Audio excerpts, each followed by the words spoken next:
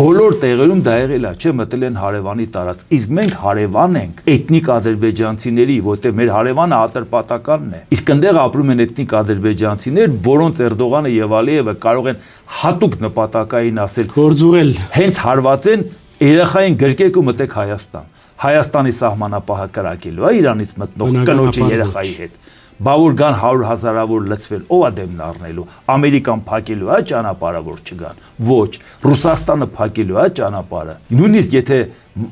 սահմանապահը կանգնած է, սահմանապահի մոտով չանցան, մաքսակետով չանցան։ Լցվեցին Արաքսով անցան, ինչ են անելու։ Այսինքն մեր պարագայում այդպիսի խառը իրավիճակը շատ վտանգավոր է, առավել ևս որ առիթից կարող են օգտվել։ Իրանը մեր անվտանգությունը առանձնապես երաշխավորելու հարց չի լուծում։ Այդ որը նույնիսկ ասում է երբեմն մենք այդպիսի լոզունգներով ենք հանդես, հատկապես Իրանի հարցերով զբաղվող մասնակիցներու կողմից այդպիսի տելատրանքներ եւ այլն։ Մենք խնդրեմ չունենք Իրանի հետ։ Մենք նորմալ հարաբերություններ ունենք, բայց մենք կարող ենք խնդրեմ ունենալ Իրանը աշխարհի հետ հարաբերվելուց։ Իրանի գլուխը խառը եղավ, առիթից օգտվի Թուրքիան, Ադրբեջանը, Ռուսաստանը, ում ենք դիմելու։